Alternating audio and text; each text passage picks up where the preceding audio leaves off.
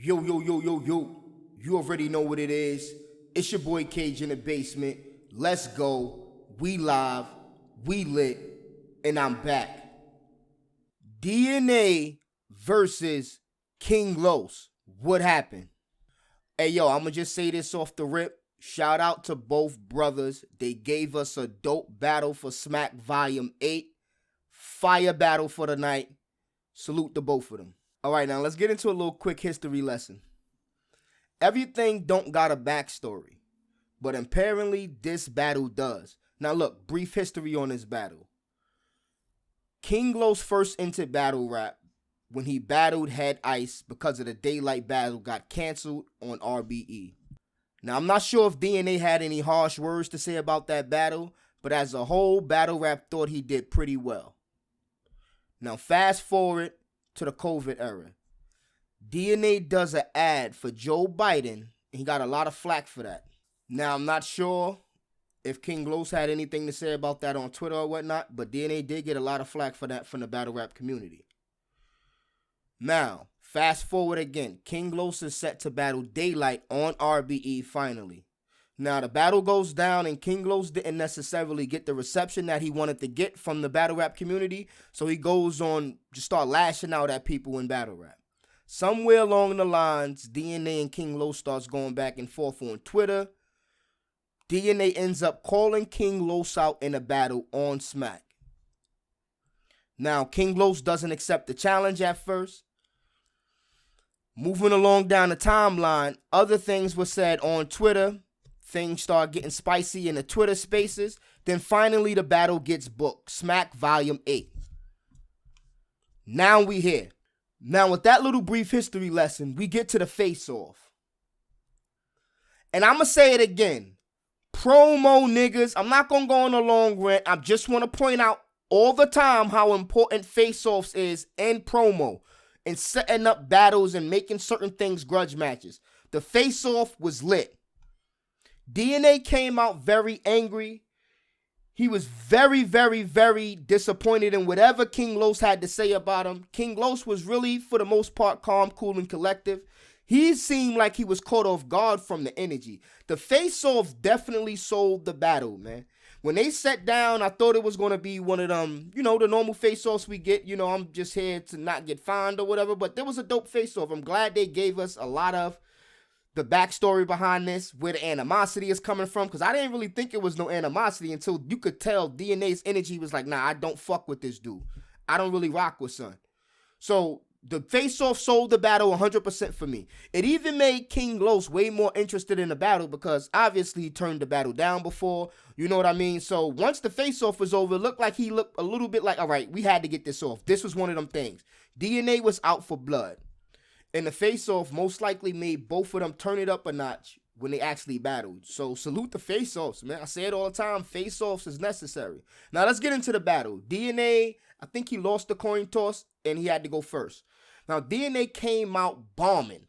Off the rip, the boy was smoking. He was obviously had something to get off his chest, man. Yo, DNA is one of the most professional battle rappers in the sport, man. He's always prepared. He always brings you a high-level performance. He's always well-equipped to battle his opponent. And on top of that, when he get into these fucking zones, the boy is deadly, man.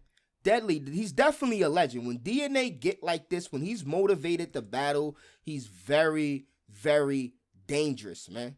He somehow manages to keep reinventing his style several times over.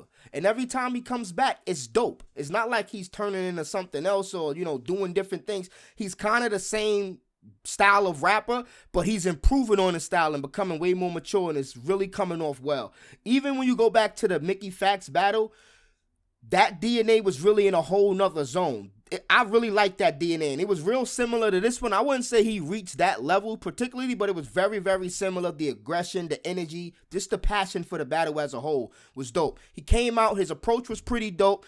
His first round had good angles, punches, everything you could think of. DNA is well-rounded. I'm not sure if he freestyled or not. I don't think any of that was freestyle. He was really just going. Solid round from DNA. I was like, all right, here we go, King Los. Now what the hell you going to do? You asked for it, now you got it. Now look. King Los comes out round one.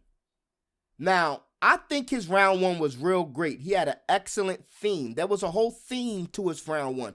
The whole Smack theme, like what happened to Smack, that theme and that whole angle and approach was very, very dope to me. But I think he made a rookie mistake. He had his chains on right next to the mic, and even though you could hear most of the stuff he was saying, every now and then when he started moving a certain amount, the chains was messing up his words. And I could still hear it, but it wasn't as clear. The one thing I wouldn't say is it didn't mess up his performance, so I guess he couldn't hear the feedback. It just made it awkward for the people listening in on the battle. But I wouldn't say it stopped his momentum. He still got all of that shit off, and that was the only reason why I would say it took away from the first round slightly for me. But even with that, I would kind of say the way he executed his first round, I still edged him the round, even with the mic complications. Now look, King Los came back to the battle rap culture versus Head Ice, and you could tell he's a student of the game, because out of all the people that came back to battle rap, he gets it. He understands the format, the movements, the cadence. He fully gets it. The only thing I would say, the only problem he had when he first came back is he just had to get over thinking that people, like he was too over the head for people. He doesn't understand battle rap is a very intelligent sport. And I want to get to that too. Battle rap is very deceptive, man. There's a lot of intelligent people in battle rap that consume this content. Now, look, it's possibly a lot more ignorance out there. I don't know the percentages, but I can confidently say there's a lot of smart people that watch this shit. Most of these battle rappers are very, very intelligent. That's how they can create this super, super next level shit. And even with all the ignorance in hip-hop period, that does not discount the intelligent people that consume the shit. I think we need to always take that into account. So dope round from King Los. I'm giving him the slight edge, and I'm only edging him the round because of the mic issues. Other than that, I think he would have got that round pretty clearly to me. Now let's get into the second round.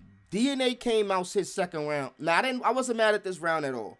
I would say I wouldn't say it was necessarily better than his first round. It was kind of even. The only problem I had with this first round, he came out swinging with the Joe Biden defense. Now, I was waiting for him to have a defense on this particular angle because he came out in several interviews and said how he regrets this certain situation. So, his defense for the angle, though, I'm not going to lie, it didn't work for me at all.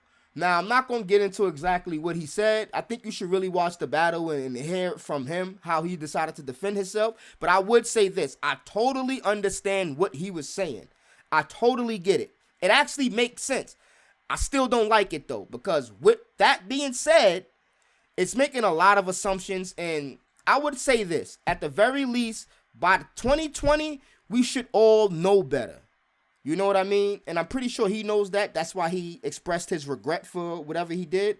But I would still say a solid round. I just didn't like the defense. It didn't fall flat, but I knew, like, damn, if King Los attacks that round, you actually going to add to it with that poor defense, in my opinion. With that being said, let's get into King Los' second round. Now, he came out in the second round, and he didn't have the mic issues, which was great. It seemed like somebody done got that together for him. That was dope. So he's able to get his shit off way more clear. Now, he had this black power approach. We all knew it was coming. Oh, we don't want to hear that shit, Sharif. But I'm going to keep it real. A lot of people do want to hear that shit, and I'm one of them. I like both things. I don't care. I just like perfect execution. I'm not going to say, well, I won't be fucking with that black power or, you know, the conscious shit. I don't fuck with the street shit. Everybody fucks with everything. It be conscious niggas fucking with the street shit and vice versa. All I'm saying is how you execute it. And with that being said, when he got to that Joe Biden angle, it really hit for me, man. It was very well executed, man. And he didn't have the mic issues, so you can hear it. It was way more clearer. And on top of that, he raps very well. When you add somebody with such high rapping ability, with a well-executed angle that is very true, it's a tough round to beat, man. Especially when DNA publicly showed his regret for the situation. And it don't add the fact that he didn't really defend himself well in that round as well. It was just a dope angle for me. The timing was perfect, and I really rock with it. So you would say that, you know, most people don't care about that, though. So I can see a lot of people not giving it as much credit as I am. But as far as I'm concerned, that was a well-executed round, and he clearly got that round. The second round is a clear round for me, King Los. Now we getting into the third round. At this point, you could edge the first for me. It's either way, but I'm kind of edging King Los. The second, I got it clear for King Los. And this is when DNA leaves fucking Earth. In the third round, DNA left fucking Earth. You know what I mean? This is like one of his best rounds thus far. He was on some bullshit. Now, look, this is one of them rounds when DNA goes into fucking Super Saiyan mode. He can't lose in this mode, man. He activates some sort of awakening or some shit. The boy be bugging. The nigga be moving all crazy, back and forth, wilding. Like, this nigga be bugging when he get in his fucking mode, man. Crazy. King Los was under heavy pressure in this third round. You can look at the look on his face, says it all. Says it all. The nigga was like, oh, Lord, this is that. I think when DNA woke up that third round, King Los was like, okay, now I see what everybody be saying. Now I see why this nigga's a legend. Now I see how he been doing this since 16. And King Los said it in an interview. Relentless. The boy was relentless, man. This is one of the best rounds of the night. Classic, rare form DNA, man. Wildin'. Bugging. It was crazy. Now look, I was like, damn, Los, what the fuck you gonna do against that? Then King Los comes out.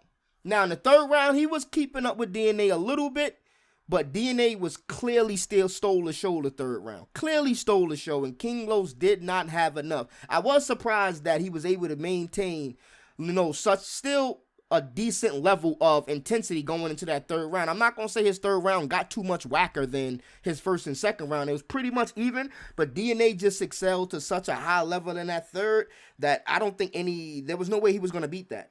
None of his rounds would have beat that third round from DNA, but his second round probably would have came the closest. But still, even with that being said, good round from DNA. Solid round. Solid round from King Los, but it wasn't enough. Now, with this battle being over, I'm pretty sure they gained a lot of respect for each other. Hopefully, these boys can get in the studio, do what the fuck they gotta do, make some tracks together. But I'm calling this goddamn battle right now. King Los 2-1. I'm edging him slightly in the first, and that's only because of the mic issues. I still think he had the better approach and the better, angles in the first. Calling it King Los the second, and DNA clearly got the third for me. Salute to both of these brothers. They put on for the culture. Possibly had Battle of the Night on Smack Volume 8, a rappers card. So yeah, shout out to them. It's your boy Cage in the basement, and I'm out, man.